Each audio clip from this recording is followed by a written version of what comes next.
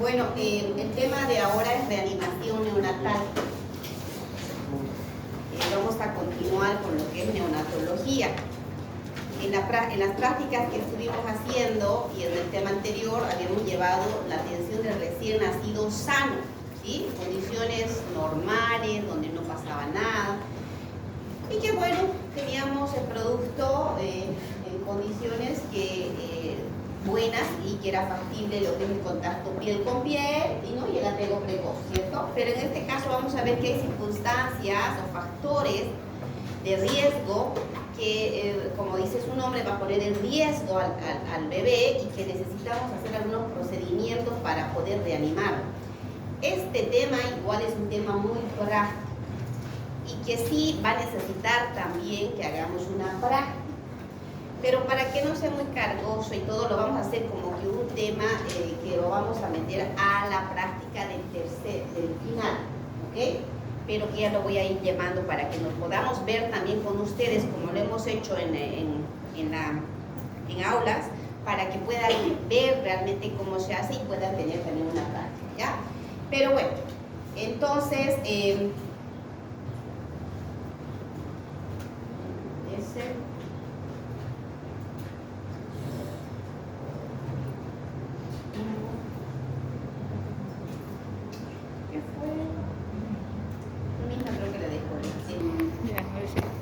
va a haber circunstancias que primero les voy a mostrar esto de acá. Factores de riesgo que van a poner en riesgo.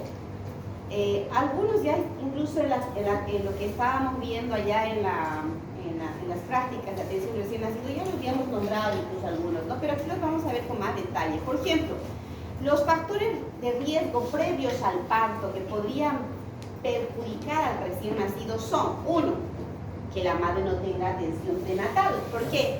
Porque seguramente si tengo una mamá así, no voy a saber en qué posición está el bebé, si por ahí está con alguna infección, si por ahí tiene un TORCH también, si por ahí hasta tiene VIH, ¿no? Y no sabemos, si por ahí es un niño con alguna malformación, porque no ha hecho ningún control. La madre no ha recibido micronutrientes, ¿sí? Entonces es un factor de riesgo.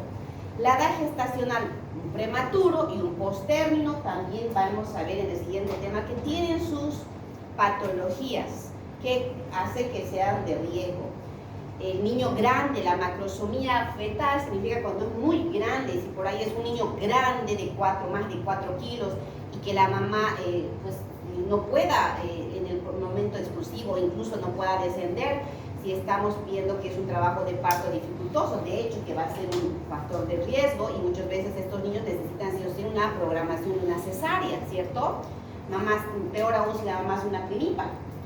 Un retardo de crecimiento intrauterino significa que si ha habido algún factor en la placenta que ha provocado menor irrigación, por ejemplo, ha habido, por ejemplo, la preeclampsia, la hipertensión en el embarazo, cualquier situación que haya perjudicado lo que es el flujo sanguíneo regular de la madre al bebé, también va a hacer que este bebé desde pequeñito se desnutre y pasa que son niños que nacen pequeñitos. Nacen a término, ¿sí? De 39 semanas, pero todo es pequeñito. Decíamos que el peso normal de ¿cuánto es? 2.500 a 4. Entonces son bebés que nacen muchas veces con 2 kilos, 1.900, pero son a términos. Uno dirá, pero si está a término, pero sí nacen, son pequeños, porque se han desnutrido. El tamaño igual pueden nacer con 46. ¿El tamaño cuánto es lo normal? 50 más menos 2. Entonces algo ha pasado que hasta el tamaño les ha afectado. La cabecita igual resulta que son pequeñitos, o sea, es pequeña. Le mido la circunferencia y está en 32. ¿Cuánto es lo normal? 35 más menos. Entonces todo es pequeño en este bebé. A eso se llama el retardo de crecimiento intrauterino, ¿sí? Por circunstancias más o menos que las que indiqué. Trastornos hipertensivos. El embarazo múltiple. No es lo mismo atender a uno que a 3. Imagínense, peor aún, a veces nacen prematuros. La anemia fetal, polidramios, cuando tienen mucha cantidad de líquido, o al revés, oligodramios o hidrosfetal, malformaciones fetales que puedan poner en riesgo una cardiopatía congénita, podrá ser, ¿cierto? Todo que sean factores previos antes que nazca el bebé. Pero también va a haber factores que pongan el riesgo durante el proceso de parto. ¿Cuáles son? Que sea una cesárea de emergencia. Yo, por ejemplo, les dije la anterior vez que no sé, les he contado, me acuerdo que sí, que cuando estaba atendiendo me llegó un paciente que estaba con un prolapso de cordón. Sí, les conté, ¿no? Estaba en el campo, que se salió primero su cordón y luego recién la cabeza. Entonces, ¿qué provocó eso? Que no haya circulación, ¿cierto? Entonces, son situaciones de emergencia. Partos asistidos, antes pues, los ginecólogos, gracias a Dios, ya no están en esto, pero utilizaban, ¿cómo se llama? Instrumental muy agresivo, podríamos decirlo, los forces o ventosas para poder sacarlos a los bebés. La presentación de nalgas o distocia de hombros, también que hace que sea un parto dificultoso. Cuando hay alteraciones de la frecuencia cardíaca o que la madre ha utilizado algunos componentes, algunos medicamentos que perjudican, digamos, producen depresión en el recién nacido, por ejemplo, los narcóticos, anestesia, hemorragia en la placenta previa, desprendimiento prematuro de placenta, infecciones como la coriomionitis o líquido amniótico meconial, o una ruptura prematura de membrana, ¿cierto? O el cordón umbilical prolapsado, como les dije. Entonces, todo eso que se puede acontecer en el momento del parto o cesárea, ¿cierto? Entonces, y a mí como médico me tiene que interesar. ¿Se acuerdan que nosotros hacíamos preguntas antes de entrar a un trabajo de parto? ¿Cuáles son las preguntas? ¿Qué edad gestacional tiene el bebé? Entonces, ser prematuro o postérmino es un factor de riesgo. Aún no, a veces también el término puede necesitar también reanimación, porque no solamente es, o sea, por más que sea, o sea, no solo el pretérmino o el postérmino, los atérminos también, porque qué tal si es un atérmino, pero es un paciente que es un macrosómico, ¿no? O es un paciente atérmino, pero es un niño cuya mamá ha tenido una hemorragia obstétrica. Entonces, no todo lo determina la gestacional. Entonces, la otra pregunta, ¿cuál es? El color del líquido amniótico. Acá, por ejemplo, la poliomielitis, ahí nos está diciendo de manera indicada si va a haber una infección, o si es un postérmino, si está meconiado, por ejemplo, ¿cierto? ¿Qué más? Plan de corte del cordón umbilical. Vamos a hacer un corte inmediato. Probablemente en estos casos tengamos que hacer, ¿no? Porque hay factores de riesgo. O será un prematuro, o será un postérmino. Vamos a tener que considerar hacer un corte inmediato y no el corte oportuno que dijimos, ¿cierto? Durante la atención del recién nacido. ¿Qué otra pregunta era? ¿Cuántos productos son? Que antes se la tomaba como parte de la pregunta, ahora ya como que es una que podemos preguntar porque ahora ya se ha reemplazado por cuál es el plan de corte. Entonces, factores de riesgo, edad gestacional, el color del líquido amniótico, el plan de corte y también lo aumentamos ahí cuántos productos, ¿sí? ¿Ok? Entonces, esas son las situaciones que necesitamos saber acerca de la atención del recién nacido. Entonces, acá, vamos a ver que en este proceso de la transición de la respiración uterina a la extrauterina, se produce una serie de cambios fisiológicos, podríamos decir, que en condiciones normales hace que un bebé cuando nazca llore, respire, entonces tenga un buen hábitat, ¿cierto? Pero no siempre va a ser así. Y entonces lo que va a condicionar que el bebé tenga cierta dificultad respiratoria que va a implicar que necesite procedimientos. Muchas veces simplemente oxigenación o muchas veces hasta ventilación o a veces otras hasta intubación o muchas veces, peor aún, hasta medicación, ¿no? Y compresión. Entonces vamos a ver que hay una serie de procesos que hay que seguir. Por ejemplo, si el bebé respira, dice, el recién nacido utiliza sus pulmones en lugar de la placenta para el intercambio gaseoso. El bebé respira y se aplican las pinzas del cordón umbilical separando la placenta del bebé y hace que cuando se hace este proceso del pinzamiento, el bebé lo que hace es utilizar recién ahí sus pulmones para poder respirar, porque antes no hacía ese proceso y estaba lleno de líquido, ¿cierto? Entonces hay como que esta salida de líquido del pulmón y se reemplaza por aire. Pero este proceso muchas veces no siempre se produce. Eso vamos a ver cuando, por ejemplo, veamos dificultad respiratoria en el recién nacido, que es el siguiente tema. A veces se llena todavía de líquido. Por ejemplo, la taquipnea transitoria del recién nacido, a veces permanece todavía el líquido, es un cuadro que produce. Entonces, pero en condiciones normales, por este pinzamiento va a ser que llore y se reemplace con aire.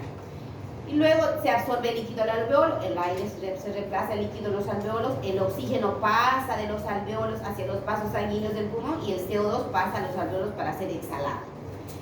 ¿Qué otro cambio se produce en el parto? Que el aire en los alveolos hace que los vasos sanguíneos de los pulmones se dilaten. Entonces, como resultado, existe un aumento del flujo sanguíneo pulmonar y el conducto arterioso se contrae gradualmente y se cierra.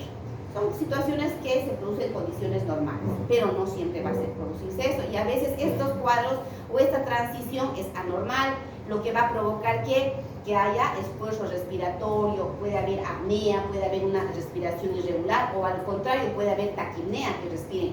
Taquipnea es cuando respira rápido, hablamos de más de 60 por minuto, es taquipnea.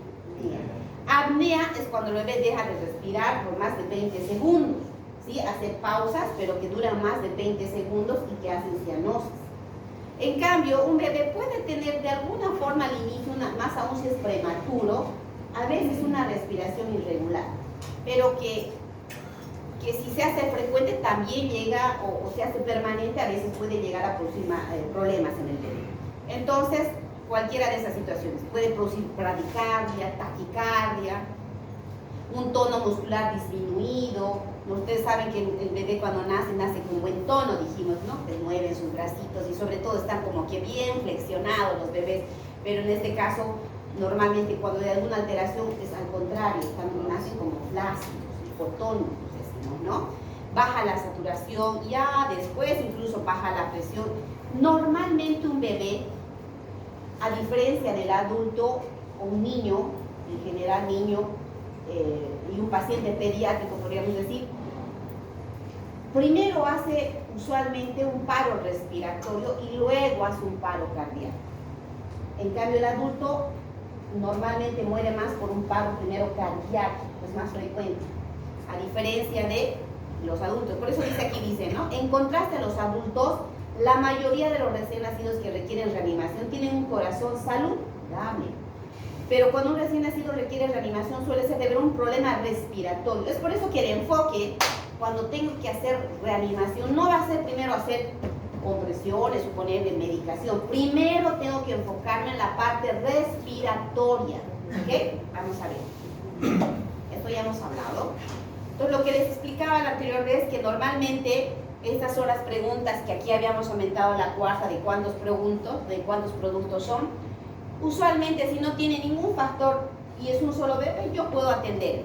Pero si tiene algún factor de riesgo, necesariamente tiene que haber dos reanimadores. Yo no estoy diciendo, cuando hablo de reanimador, es la persona que va a ayudarme en el mismo proceso. Otra cosa es la auxiliar y otra cosa es la enfermera, ¿me entienden, no?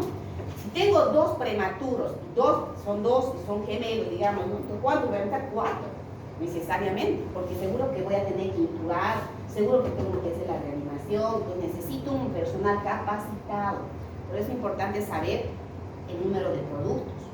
Y aquí necesito saber lo mismo que ustedes ya saben, organizar todo el ambiente para poder realizar ahí está la temperatura que decimos en la práctica, atender las fuentes de calor, los campos, verificar que todo el material esté listo, preparar la medicación, todo bajo asepsia y antisepsia. ¿Y se acuerdan de esto? Lo que les puse como aviso, con papelitos ahí. El material para termorregulación, ¿cuáles son? A ver, sin leer. Para sus prácticas, practiquen. ¿Qué es para la termorregulación? Primero, la cuna radiante, ¿ya? ¿Qué más? La incubadora, ¿qué más? El aire entre 24, 25 o 26 grados, ¿qué más? Los campos, ¿cierto? Las toallas o envoltorios, gorros, ropa, todo eso se refiere a lo que se refiere acá a la termorregulación. Luego el equipo para despejar las vías aéreas, decíamos, ¿se acuerdan? Ahí está la pera, ahí está el aspirador, las ondas de aspiración. Para la oxigenación, el oxígeno, también incluso un oxímetro, ahí no estábamos nombrando, pero vale para poder ver cuánto está oxigenando el oxígeno, ahí que estén bien los manómetros, los decíamos en las prácticas, ¿se acuerdan, no? Para la ventilación, todo lo que es el equipo, ambú, laringoscopio, sus hojas, ¿qué más? Los tubos endotraqueales, ¿qué más? Los conectores, las máscaras redondas, anatómicas, ¿cierto? Ahí está. Y para la medicación, vitamina K, adrenalina, solución fisiológica, dextrosa, ¿qué más? Tijeras, pinzas, soluciones dextrosa, glucosada, gasas, alcohol, todo lo que hemos nombrado, lo mismo, pero vamos a ir conociendo un poquito más de cerca estos elementos, ¿ok? Y entre otras que habíamos nombrado ya. Entonces, no se ve acá, ¿no? Pero se los voy a ir nombrando. Es importante, dice, hacer una buena evaluación para determinar si el recién nacido puede permanecer o no con la madre. Eso a través de las preguntas claves. ¿Cuáles eran las preguntas claves? Las tres que una vez que nace yo tengo que hacer para ver si hago o no contacto piel con piel. ¿Cuáles son? ¿Tiene un buen tono? Sí. En este caso, no. ¿Respira o llora? No. ¿Es a término? No. No, o sea, en este caso ya va a ser todo lo contrario. Vías aéreas. Realizar los pasos iniciales para establecer vía aérea, despejando y apoyar la parte respiratoria. Vamos a ver que los pasos, una vez que yo esté mi bebé que no está respirando, yo tengo que saber realizar ciertos pasos para despejar. Hay una secreción que le está haciendo que no respire, ¿cierto? Entonces ahí tengo que saber apoyarme con mi equipo de aspiración. La respiración, si por ahí ya hice eso y no mejora, tendré que ayudarle a respirar porque no está pudiendo respirar. Ahí voy a utilizar ya mi equipo de ambú, a través de una ventilación, a través de la máscara, ¿cierto? Y si por ahí nada, no puede, no funciona con la máscara, seguramente ahí intubaré, ¿sí? Pero nada, no responde, ya seguramente hay alguna falla ya cardíaca, ¿sí? Que está haciendo que mi niño no respire y esté entrando un paro. Ahí ya me ayudaré a la parte de circulatoria a través de compresión. Si no mejora nada, ni con ventilación, intubación, compresiones, recién pongo el fármaco, en este caso la adrenalina, ¿me entienden? Entonces es una serie de mecanismos que tengo que ir yo primero, no puedo ir primero a la adrenalina, puedo que, no respira, le ponemos adrenalina, no, primero no es, primero es lo que estamos viendo, ¿ya? Entonces, acá no lo van a ver, pero aquí se los he ampliado, este es un algoritmo de qué se hace en una reanimación. Les voy a mandar, a ver, no sé si los tengo acá, a ver, este cuadrito se los voy a mandar en este momento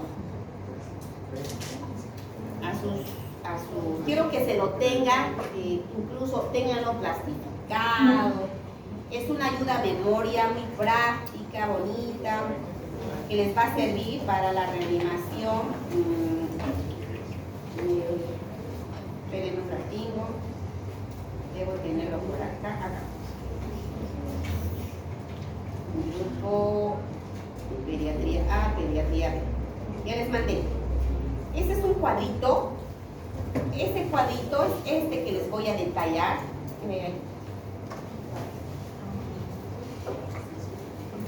Este es el mismo, pero visto de otra forma. Acá, por ejemplo, vamos a ver paso por paso lo que se hace en una reanimación. La verdad, este tema es más práctico, pero vamos a ir tocándolo para que más o menos vayamos empapándonos del tema y ya luego hagamos la práctica. Se supone el asesoramiento, la información, lo que siempre hicimos, ¿no? O lo que estábamos haciendo, perdón, de la historia. Hablar con el equipo, ¿sí? Saber los datos, las mismas preguntas, no va a cambiar, las respuestas cambiarán, por supuesto. Ejemplo, doña Juana Oropesa, multiparañosa, sin controles prenatales, con preeclampsia, ¿cierto? ¿Qué cambia el valor? Ya todo cambia, ¿no? Y capaz hasta es prematuro, según edad gestacional, 36 semanas. O sea, ya la cosa cambia. Una vez que cambió, seguramente ya entramos al proceso del nacimiento previo a todo lo que ya saben que se tiene que hacer. Nace mi bebé y me hago las mismas preguntas. ¿Es nacido a término? ¿Respira o llora? ¿Tiene un buen tono? En este caso. Si fuera así, ¿Dónde se lo lleva? Donde la madre, ¿cierto? Si fuera el caso. Pero si es que no, ¿qué hay que hacer? Calentar, secar. ¿A dónde? Primero lo voy a llevar a la cuna radiante. Si es que no respira, no tiene un buen tono, no es a término, no lo voy a estar esperando el minuto que habíamos dicho o no.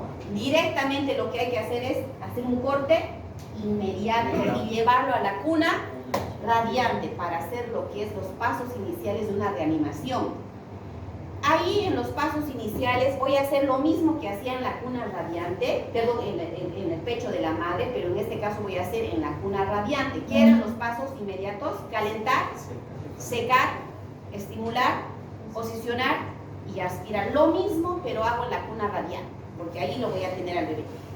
Entonces, una vez hecho eso, ¿no? Ahí está nuevamente, recalcamos, si es que está con buen tono a la mamá, pero si es que no, lo llevo a donde, a la cuna radiante, y hago los pasos inmediatos: calentar, secar, estimular, posicionar y aspirar, ¿ok? Todos los pasos que ya les había indicado. En este caso, vuelvo a evaluar. ¿Qué significa? Si ustedes ven ese cuadrito, les voy a llevar mejor al cuadrito para que, como ustedes lo tienen el cuadrito, capaz les resulte más práctico esto. A esto, lo tienen, ¿no? Ese cuadrito. Pero aquí no sé si se logra ver. Todos tienen el cuadrito para que me puedan hacer el seguimiento. Ya, este cuadrito, estábamos aquí. Habíamos evaluado el nacimiento, ¿se acuerdan?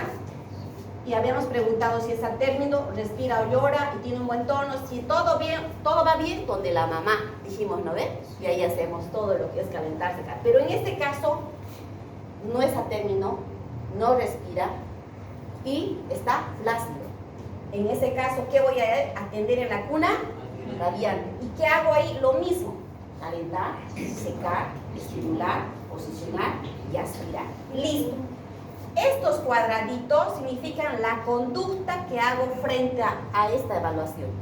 Aquí evalué y como no cumplía, mi conducta fue esta.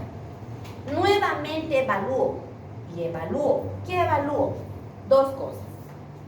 Mi bebé está en apnea cuando no respira. Lo evalúo, tomo la frecuencia, no respira. O sea, no respira, perdón, lo veo a mi bebé, no está respirando, está en apnea. O bien, boqueo es básicamente como esa respiración dificultosa, como decimos en gas, casi como que en apnea. Y la frecuencia del tomo está menor a 100. Si mi bebé está en apnea y la frecuencia está menor a 100, me lleva al siguiente paso. O sea, no ha mejorado, está mal mi bebé, pese al que realicé los pasos iniciales. Entonces, ¿qué voy a hacer?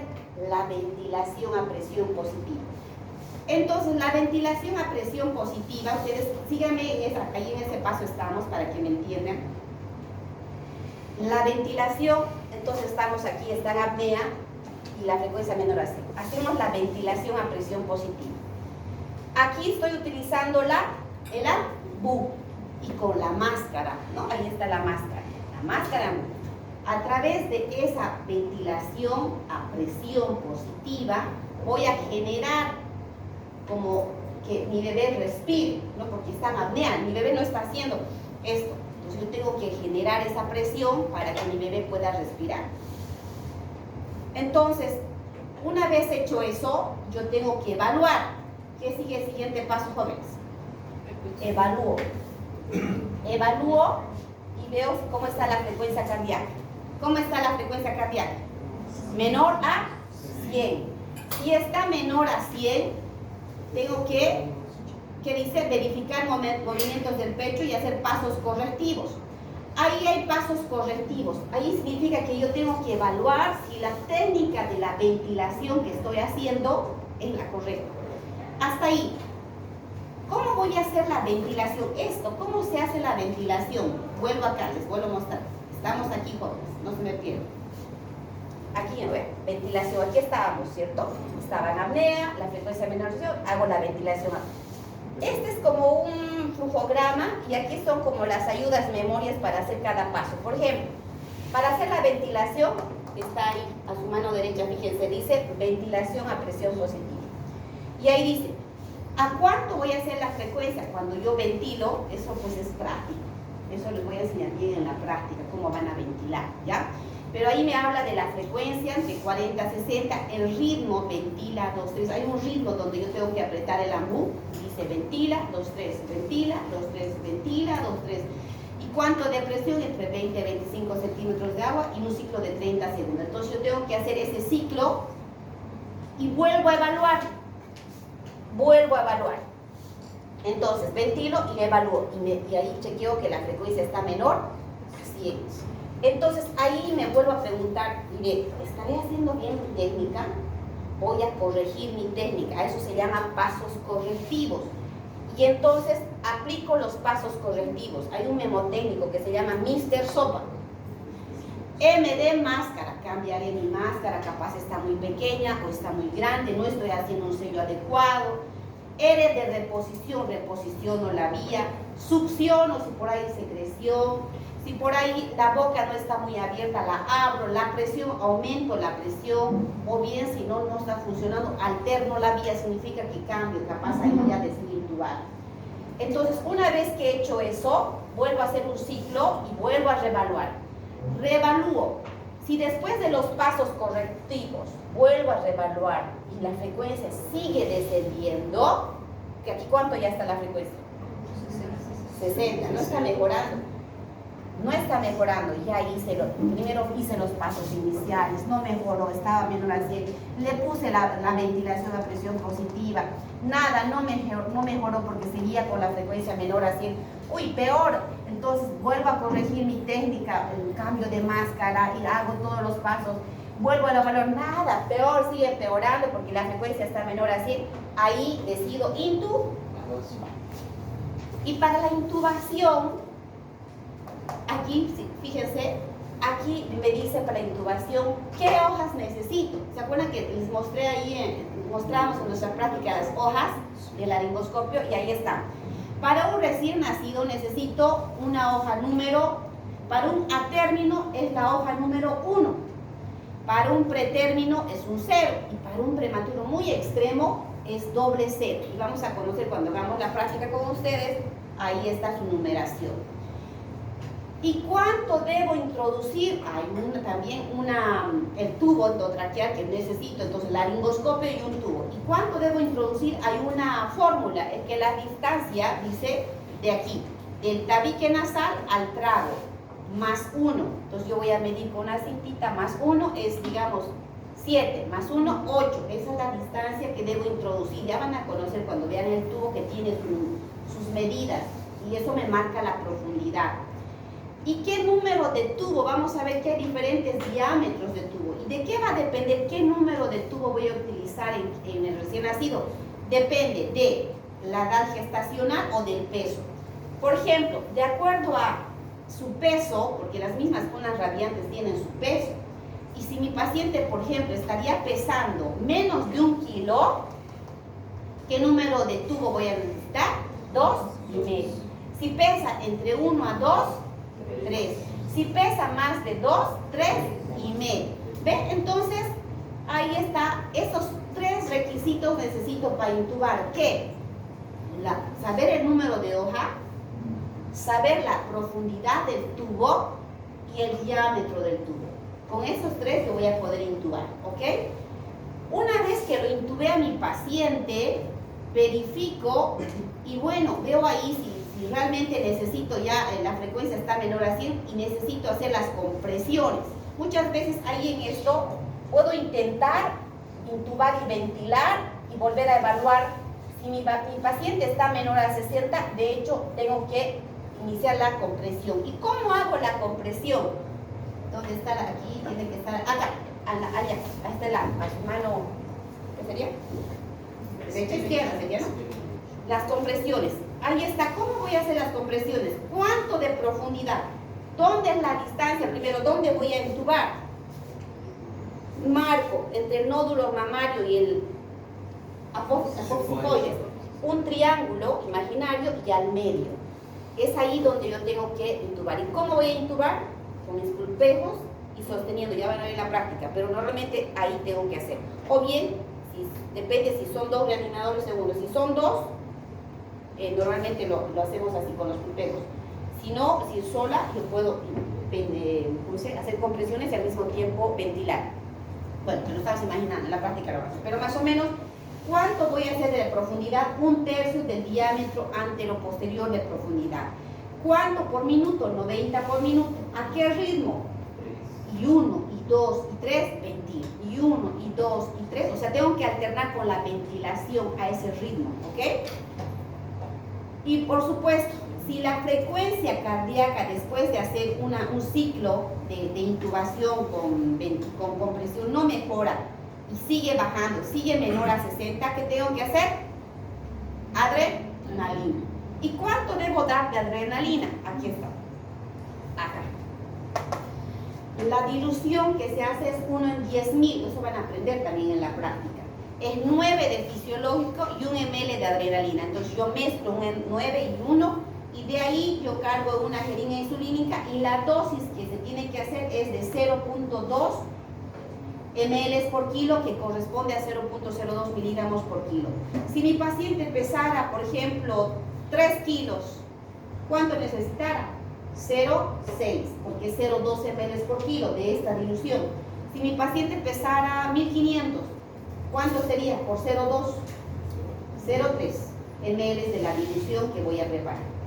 Entonces, eso se puede repetir cada 3 a 5 minutos de adrenalina mientras las otras personas van haciendo la compresión con la ventilación. Pero, como ven, este es un tema más un poco práctico, que lo vamos a hacer después, que yo les voy a indicar cuándo vamos a practicar, un día que nos pongamos de acuerdo, que es un tema muy interesante y muy bonito para aprender, que les va a servir, ¿ok? Bien, ¿hasta ahí alguna duda? Bueno, como les decía, es viendo y haciendo, ¿no? Si no, imaginaros, a ver, no sé. Vamos a entrar ya de plano al siguiente tema, que es las patologías propias de los recién nacidos de alto riesgo, ¿ya? De alto riesgo. Hay recién nacidos de alto riesgo. ¿Cuáles serían? Los prematuros y los posttérminos, ¿sí?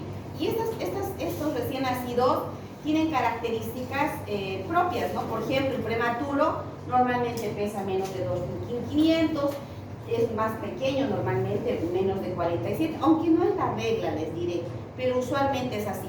Su perímetro torácico menos de 39, el craneal menos de 34. Son niños que usualmente son más hipotónicos, con las extremidades un poco extendidas, suelen tener la cabeza un poquito más grande en relación a los atérminos, o sea, proporcionalmente se ve más grande. Existe también craneotales, cuando los huesos craneales son un poco más blandos, los ojos prominentes. Los pabellones auriculares a veces ni siquiera tienen cartílago. Les dije que repasen Usher, ¿no ven? Para lo que es la atención del recién nacido. Ahí se van a dar cuenta algunas características también propias de un recién nacido pretérmino. El estrecho en el tórax normalmente es más estrecho, los nódulos mamarios están poco desarrollados, más o menos miden en 0,3, 0,5 milímetros. El abdomen es prominente, la piel es bastante delgada, puede tener incluso edema palpebral, lanugo. Los testículos todavía no están en bolsas escrotales, los labios poco desarrollados, típico de un prematuro. Entonces, cuando uno lo ve y evalúa el Usher o el Capurro, cualquiera, entonces, no, este es un prematuro. ¿Por qué? Por sus características. Y estos prematuros hacen patologías frecuentes, ¿no? Sobre todo las respiratorias, puede haber asfixia, pero sobre todo la enfermedad de la membrana hialina, que la vamos a conocer también después. Pueden hacer displasia broncopulmonar, problemas cardiovasculares como la persistencia del ductus arterioso. A nivel del sistema nervioso central puede haber una hemorragia intraventricular o una leucomalacia periventricular. Fácilmente hacen infecciones. ¿Por qué? Porque son niños que, inmunológicamente están inmaduros. De paso, son niños que están sometidos a muchos procedimientos por su inmadurez. Muchas veces hay que intubarles, muchas veces hay que ponerles un catéter umbilical, que van a aprender a poner también el catéter umbilical cuando hagamos las prácticas. ¿Qué más? Son niños que entonces por la invasión de la piel y sus mucosas, porque hay que cateterizarles, fácilmente hacen infecciones. Entonces, asepsis, meningoencefalitis o por su inmadurez también a nivel intestinal pueden hacer una enterocolitis necrotizante, que son niños que se hinchan, no toleran la leche, hasta pueden hacer perforación intestinal, edema de mucosas, y eso, imagínense que hay una infección a nivel intestinal, pues son infecciones terribles, ¿no? Por la presencia de anaerobios y bacterias. Entonces, complicado. Y problemas oftalmológicos como la retinopatía del prematuro. En cambio, los posttérminos tienen otro tipo de características. El peso puede ser normal o también a veces entre aumentado o disminuido. Eso no es algo bien, les digo, determinante el peso para clasificarlo en posttérmino. El cabello es más abundante, no hay lanugo, disminución o ausencia del vernis casucho, que es como la grasita que le cubre al bebé. La piel se hace más seca y descamada. Ven, no sé si se logra ver acá, pues este piecito está como descamándose, ¿no? Entonces, y acá también ven, están como ranuras. Así es la piel del bebé posttérmino. Incluso ven este cordón que está amarillo, es porque se impregnó de meconio, porque son bebés que como ya están más tiempo se suelen hacer popó dentro del útero y entonces se pigmenta la piel y nacen así estos bebés. Las uñas son más largas y quebradizas, son niños que cuando nacen tienen los ojos más abiertos, son características propias de un posttérmino, ¿ya? ¿Y cuáles son las patologías propias de un posttérmino? La aspiración de meconio, la hipoglicemia, trastornos hidroelectrolíticos, acidosis, hemoconcentración por policitemia, problemas de regulación térmica también pueden tener. Sobre todo, lo más importante es la aspiración de meconio, ¿ya? Porque se hace popó y eso puede producir microaspiraciones a nivel pulmonar y producir lo que es el síndrome de aspiración meconial y problemas de atelectasias por obstrucción de las vías respiratorias o también incluso de enfisemas o de neumotórax, porque a veces estas obstrucciones no son totales y son parciales y estos funcionan como válvula y entonces entra el aire y no puede salir, también puede producir en un momento hasta neumotórax, ¿no? Entonces, esos son los posttérminos. Hablando de la dificultad respiratoria del recién nacido, vamos a ver que es la primera causa de ingreso a la unidad de terapia intensiva. La segunda causa de muerte y mortalidad del recién nacido. Y bueno, los costos, pues ustedes saben cuánto cuesta una incubadora, el uso de una terapia intensiva, de cuánto cobran los neonatólogos, ¿no? Pues es y la verdad hay muchos casos de niños que requieren atención, ya sea una terapia intermedia asistida y bueno, el costo elevado. Aquí vamos a conocer un poco lo que es la valoración de la dificultad respiratoria. Acá.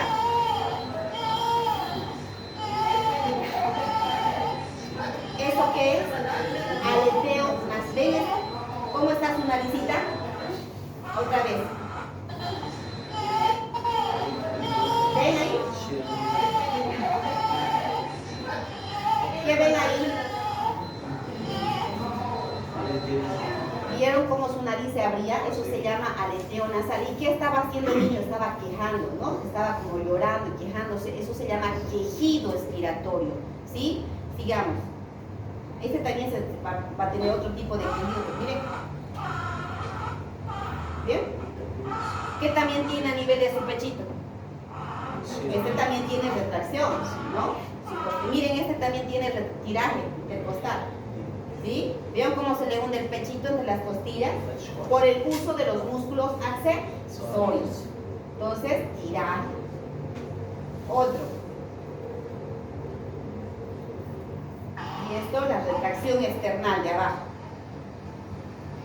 ¿Vean? Y aquí le faltó la disociación tóraco-abdominal o los movimientos tóraco-abdominales. ¿Sí? ¿Qué son esos? Son signos de dificultad respiratoria. Yo a todo bebé tengo que valorar esta situación y ponerle un puntaje, ¿ok? Movimientos tóraco-abdominales, que aquí no lo hemos visto, pero es esa respiración que tendría que haber de manera regular, pero en estos casos, por la dificultad, hay una respiración, como decimos, en balancín. respira y se hunde el pecho, se hunde el abdomen y el pecho se le eleva luego y el abdomen se hunde y hacen eso, ¿no? Como una respiración en balancín. Entonces, a eso se refieren los movimientos toracoabdominales. Cuando están rítmicos, regulares, esto es al revés del Adler. ¿Se acuerdan que en el Adler lo mejor era 2? Pero en este caso lo mejor es 0. Pero si por ahí tiene una disociación tórax-abdominal bastante marcada, es 2. Pero si el tórax está un tanto, dice, inmóvil y el abdomen en movimiento, 1, ¿sí? Entonces, el otro es tiraje intercostal. No tiene 0, tiene leve 1 y tiene muy intenso el tiraje 2. Retracción sifoidea. No tiene 0, tiene leve 1 y es intensa 2.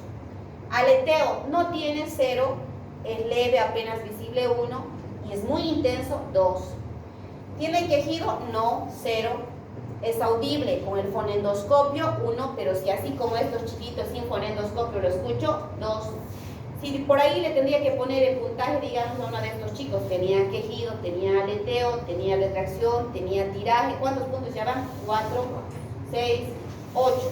Y de paso tenía disociación, digamos, en el peor de los casos. ¿Cuánto de puntaje? 10. Mal, mi paciente está mal. Seguro que van a estar probablemente hacer una reanimación, ¿cierto? Entonces, ¿y el puntaje qué significa? 0 sin dificultad, de 1 a 3 dificultad leve, de 4 a 6 dificultad moderada y de 7 a 10 dificultad severa. Por ejemplo, cuando ustedes hagan el reporte, cuando estén rotando neonatología en el internado, ustedes siempre les piden esto, aprenderse esto. ¿Qué tal si recibieron un recién nacido y al niño a las pocas horas tiene dificultad? Ustedes tienen que reportar y decir, doctora, tenemos un recién nacido de, qué sé yo, 24 horas, está con un Silberman de 8.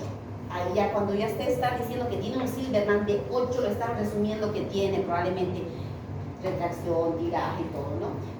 Ya, pasó 24 horas después de la media, doctora, le cuento que su Silberman mejoró, su Silberman ahora está de 6, o sea, ¿no? Entonces, como que ya va a dar una pauta de que el paciente está mejorando, ¿ok?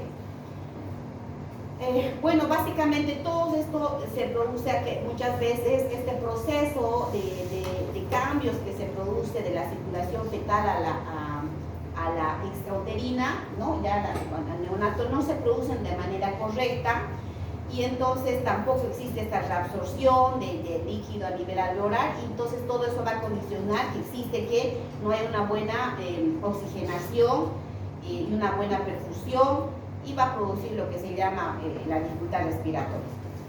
Cualquiera sea la causa, va a producir, puede ser una membrana hialina, puede ser un síndrome de aspiración meconial o puede ser por una infección, una neumonía neonatal, ¿no? Cualquiera va a producir dificultad respiratoria. Entonces la dificultad respiratoria, cualquiera sea la causa, yo la voy a valorar con el Silberman, ¿ok? Entonces, para poder diferenciar las causas, yo tengo que hacer mucho énfasis en los antecedentes. Cuando tengo un recién nacido con dificultad respiratoria y saber la causa, me ayuda mucho los antecedentes, jóvenes. Por eso hay que ser curioso en saber los antecedentes del bebé, de la madre. Para eso revisaré bien la historia clínica de la mamá. ¿Hasta qué la pasamos? Aquí. Ver manifestaciones clínicas con que tiene mi bebé, realizar los estudios pertinentes, radiografía, hemograma, etc., para llegar a un diagnóstico. Estas son las patologías que vamos a conocer, las cuales: dificultad respiratoria o membrana hialina, neumonía neonatal, taquipnea transitoria y síndrome de aspiración meconiana. Hablando de lo que es la membrana hialina, llamado también síndrome de dificultad respiratoria. ¿A qué se debe? Es un trastorno secundario a una deficiencia de surfactante, ¿no? Que provoca una insuficiencia pulmonar poco después del nacimiento. Es típica del paciente prematuro, aunque no es la regla. Los niños también que tienen padres de madre, hijos de madres diabéticas también pueden tener, no precisamente ese prematuro. Pero la incidencia es, dice, inversamente proporcional a la edad gestacional. Significa, cuanto más prematuro, mayor probabilidad de membrana hialina, ¿ok? Entonces, más aún en menores de 34 semanas. ¿Por qué? Porque a partir de las 34 semanas es cuando se produce el surfactante. ¿Dónde se produce el surfactante? A nivel de los neumocitos tipo 2, ¿ya? Entonces ahí es donde se produce y sobre todo a partir de las 34. Entonces lo más probable es que un niño más prematuro tenga poca cantidad, o en realidad no tenga o tenga poco, ¿cierto? ¿De qué está compuesto el surfactante? Del 90% de desmiltoglifosfatidilcolina y 10% de proteínas. ¿Cuál es su función? Ser un agente denso activo que evita el colapso alveolar. Entonces, estos pacientes que no tienen surfactante hacen colapso alveolar, ¿cierto? Entonces, ¿cuáles van a ser las manifestaciones? Pues bueno, pueden ser desde leves, dependiendo de la edad gestacional, hasta realmente ser graves y necesitar hasta una intubación. Hipoxia, hipercamia, acidosis respiratoria son consecuencia de una membrana hialina. Hay ciertos rasgos radiológicos típicos de una membrana hialina. ¿Conocen el vidrio esmerilado, cierto? Cuando el vidrio está esmerilado, hay una imagen como que empañada del vidrio, más o menos a ese tipo de la imagen ¿qué se llama? Radiológico que se produce en la membrana hialina. Y eso es pregunta de siempre, todo, hasta en mi residencia me hicieron, en internado creo que me hicieron. ¿Cuál es la típica imagen de la membrana hialina? En la imagen en vidrio esmerilado, ¿no? Entonces, donde se va a ver también un bueno, aquí no logra verse bien, pero una imagen de broncograma aéreo, aumento de la vascularidad, ese infiltrado retículo nodular típico de lo que es la membrana hialina. Existe un volumen pulmonar disminuido con menos de 8 espacios intercostales. Acá no ayudan mucho las diapositivas, pero están los grados de membrana hialina, donde el grado 1 existe una granularidad fina, donde existe un broncograma aéreo que se limita a simplemente alrededor de lo que es la silueta cardíaca. En el cambio, en el grado 2 ya hay un broncograma aéreo más marcado, donde existe mayor cantidad de infiltrados. En el grado 3 las densidades son más confluyentes y más extensas. En el grado 4 totalmente está pacificado ambos pulmones, blanco total, ¿no? Entonces ya son, digamos, el compromiso que va avanzando de acuerdo al grado. En este caso, como es una inmadurez, ¿por qué está teniendo dificultad respiratoria? No es por una infección, sino es por la inmadurez y la falta de surfactante. ¿Qué tengo que darle surfactante? Aparte de hacer todo el apoyo ventilatorio, seguramente de oxigenación, intubación, todo lo que se tenga que hacer, seguro que le tengo que poner surfactante. Antes de que nace, yo tengo un paciente que sé que va a nacer prematuro, y lo que hacen los ginecólogos es poner corticoides aquí a la mamá, ¿no? Ese es el tratamiento profiláctico, ¿no? Que es, como decimos, de maduración pulmonar.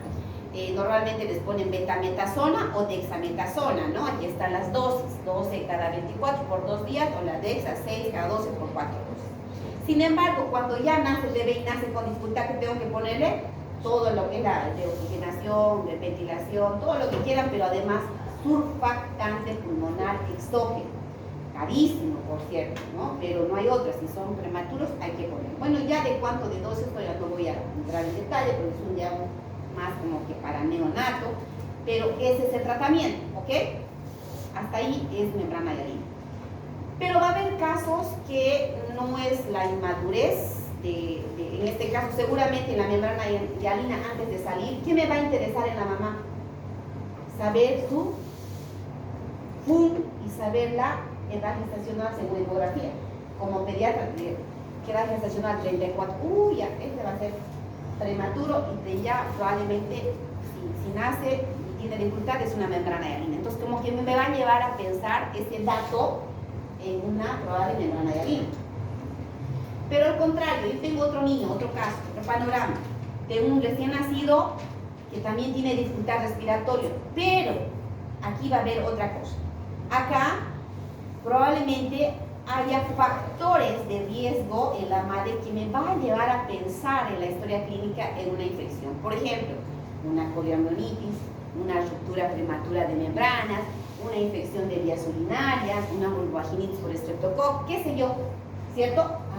Entonces este dato me va a decir, uy, no, tengo que estar preparada porque probablemente este recién nacido me nazca séptico o me nazca mínimamente con una neumonía neonatal. Si tiene dificultad respiratoria, voy a sospechar que sea una neumonía neonatal, ¿cierto? Entonces, ¿qué es la neumonía neonatal? Es la infección del parénquima pulmonar. La vamos a clasificar en temprana, cuando esta neumonía y todos los signos clínicos aparecen antes de las 72, y tardía cuando aparece más de las 72. Y hay ciertos gérmenes específicos en los neonatos, por si acaso. Este es un grupo etario que tiene su propia etiología, no así como un pediátrico, peor aún que un adulto.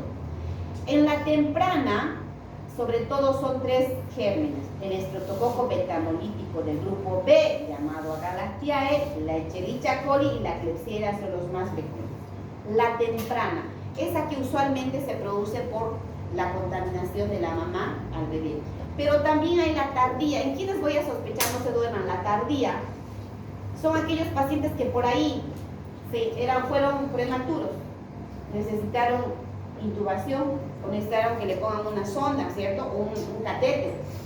Y pasado las 72, capaz 3-4 días, empiezan a tener signos de infección, fiebre, el niño, dificultad respiratoria, qué sé yo. Voy a sospechar que sea contagiado, podríamos decir, o sea infectado de algún germen intrahospitalario, ¿sí? Entonces ¿y cuáles son estos? El estafilococo aureus y el estafilococo epidermidis, que son los típicos de la piel, ¿cierto? ¿Por qué? Porque este paciente ha sido cateterizado, le ha puesto tubo, qué sé yo. Entonces, puede ser una tardía por estos gérmenes, debo de sospechar. Y hay otros atípicos, la clamidia, el neuroplasma, citomegalovirus. Entonces, el antecedente de la madre que está infectada me ayuda si hay ruptura, si hay coriamonitis o la colonización, lo que les dije. Puede producir dificultad respiratoria entre leve a moderada, grave, dependerá de cada paciente. Es importante entonces hacer una buena historia, hacer un cuadro clínico adecuado. Le pediré estudios radiológicos, seguramente veré en la radiografía zonas donde haya una neumonía focalizada o a veces bilateral, ¿no? O a veces simplemente donde existe una opacificación de algún lóbulo de los pulmones, entonces me habla de una neumonía, ¿cierto? Entonces, y laboratorialmente puede haber leucocitosis, puede haber una PCR positiva porque hay una infección, ¿sí? Ahí hay una infección, entonces puede haber estos cambios, aunque no siempre les cuento. La PCR sí es como un parámetro un poco más sensible, más que un hemograma, a mi criterio, ¿ya? Entonces, los cambios radiológicos, infiltrados, pero usualmente no se producen en las primeras 24 horas o 48 horas. Normalmente se producen estos cambios después, ¿ok? ¿Y cuál es el tratamiento? Si es una infección antibióticos. ¿Y qué le voy a dar? En la temprana, donde está la Escherichia coli, está la Klebsiella y está, ¿qué dijimos? La Escherichia coli, Klebsiella y el estreptococo. ¿Qué gérmenes son? Gram positivos, gram negativo y gram negativo. Entonces tengo que cubrir ambos, gram positivos y gram negativos. ¿Y qué le doy? Anti-gram positivos y gram negativos. O puede también ser cefo. Normalmente se combina cefotaxima, micacina, ¿no? Aunque la cefo te cubran, pero normalmente les ponen las dos para hacer sinergia. Y en la tardía, cefo-banco o cefo-cloxa también. ¿Por qué? Porque cubre tanto los estáfilos como los gram positivos y los gram negativos. Y la banco más aún si es resistente, resistente o un estáfilo resistente. Entonces, esa es la terapia. Otro cuadro, la taquipnea, ya cambiamos, es otro panorama, este es otro bebé, también tiene dificultad respiratoria, pero este bebé, cuando lo recepciono veo que tiene un problema respiratorio, normalmente dentro de las 24 hasta las 96 horas, que se resuelve espontáneamente, no hay antecedente de infección, no es prematuro, no es usualmente a término, es un paciente que se ha obtenido por cesárea, pero le veo que tiene dificultad respiratoria, ¿sí? Y y tiene taquipnea, sobre todo, una taquipnea más de 60 por minuto. Taquipnea significa cuando respira rápido, ¿cierto? Y que probablemente requiere oxigenación, pero que veo que a las 96 horas se resuelven espontáneamente, entonces debo sospechar de una taquipnea transitoria. ¿Por qué? Usualmente es por la poca reabsorción de líquido o por la lenta reabsorción de líquido que estaba en los alveolos, ¿sí? Entonces, pero que al final se reabsorbe, ¿ok? Pero muchas veces esta reabsorción también no se logra hacer de forma muy rápida y necesita terapia de oxigenación o ventilación, ¿ok? Entonces, a eso se refiere, que el líquido debe expulsarse al nacimiento y reabsorberse por los canales de sodio a través de los vasos linfáticos, pero muchas veces esta reabsorción no se produce y entonces es que se acumula a nivel alveolar. Hay varios factores para taquipnea transitoria, desde maternos, asma, diabetes, tabaquismo, inyección de abundantes líquidos, la sedación, la ruptura prematura, un trabajo de parto, o en realidad donde no hay trabajo de parto, una cesárea de emergencia, macrosomía, embarazo general, una calificación de abortaje, pueden ser causas de taquipnea transitoria. La característica: frecuencia respiratoria más de 60 por minuto, persiste por más de 10 horas, pero no más de 96 más o menos. No hay nada a nivel pulmonar, la saturación baja, pero que pasado ese tiempo vuelve a respirar normal. Y hay una imagen típica de la taquipnea transitoria cuando yo le hago la radiografía. Es esta imagen que se llama corazón peludo, no nos ayuda bien, repito, pero es una imagen como que sale como líneas a nivel, esta es a la silueta cardíaca, ¿cierto? Entonces ahí salen como imágenes, como pelos salen. Eso se llama imagen de corazón peludo, porque pareciera que del corazón salen como pelos por los infiltrados reticulares. Entonces existe un aplanamiento del hemidiafragma, hiperaireación, son los típicos signos de la taquipnea transitoria. Entonces, ¿cuál es la imagen típica de la taquipnea transitoria? El corazón peludo. Y en la membrana hialina, vidrio esmeriano, ¿no? Como es transitorio, no necesita un tratamiento específico, pero sí de soporte, dependerá del grado.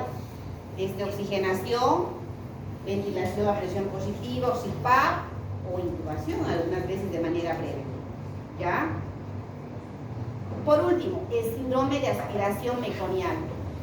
¿A qué se refiere esto? A la presencia de meconio en la vía aérea. ¿En quién dijimos que se produce? Sobre todo en los postgénicos. Se presenta en 8 a 20% de todos los nacimientos. Existe mayor incidencia a mayor edad gestacional. Síndrome de aspiración meconial afecta aproximadamente de los 0,2 a 3% de los recién nacidos vivos. Ya. ¿Qué pasa acá? Que cuando por alguna situación que produce un estrés intrauterino, hipoxia, sepsis, qué sé yo, va a generar que esta situación de la hipoxia produzca una peristalsis a nivel intestinal y una relajación del esfínter, y eso hace que el bebé se haga popó. Y entonces este popó, cuando sea aspirado por el bebé al momento de nacimiento, genera obstrucciones a nivel de las vías respiratorias. Obstrucción parcial va a ocasionar un efecto de válvula y va a producir enfisemas o neumotoras. Pero si es una obstrucción total del bronquiolo, atelectasis, por supuesto, ¿ya? Entonces, en este proceso de aspiración se produce un fenómeno inflamatorio igual a nivel pulmonar, con liberación de interleuquinas 1, 6, 8, el factor de necrosis pulmonar alfa, disminución también va a haber de producción del surfactante, inestabilidad alveolar, microatelectasias. Entonces, todo eso va a generar una menor ventilación, perfusión, y condiciona situaciones de hipoxemia, hipercapnia y acidosis, ¿no? Y a la larga puede producir hipertensión pulmonar persistente. Entonces el paciente va a manifestar dificultad respiratoria, taquipnea, cianosis, hipoxemia, datos de una síndrome de aspiración de meconio. Radiológicamente va a haber imágenes de hiperaireación como que mayor zonas con mayor, ¿cómo se dice? Radiolúcidos, zonas radiolúcidas por la mayor hiperaireación, pero también zonas como que más radiopacas por la presencia de atelectasis. Puede haber las dos situaciones al mismo tiempo, ¿no? Por las causas que les dije, ya sea por obstrucción parcial o obstrucción total, ¿ya? El tratamiento básicamente es de soporte, no hay un tratamiento específico, es oxigenación, ventilación, intubación, de acuerdo a lo que... Cuando un bebé por más que haya tenido meconio, si mi bebé al nacer nace vigorosamente, llora y está rosado, no necesito ya hacer una laringoscopia ni bien nace para poder aspirar. Pero si mi bebé cuando nace no respira, no llora, está cianótico, no está flácido, ahí sí se necesita hacer sí o sí la laringoscopia directa, o sea, no esperar y hacerle directamente la laringoscopia para aspirar, ¿ok? Antes a todos los aspiraba, ahora no, se ha visto que si el bebé nace vigorosamente, no, hacer simplemente los cuidados básicos y listo. Algunos necesitan también surfactante pulmonar y se ha visto que hay buena respuesta, pueden utilizar óxido nítrico inhalado o bien ventilación. Para finalizar ya ustedes lo repasan esto en casa, simplemente son como que es lo que hemos hablado de forma, ¿qué se dice? Resumida, lo más importante en cada cuadro. Y quedamos ahí con, ¿ya? Voy a levantar.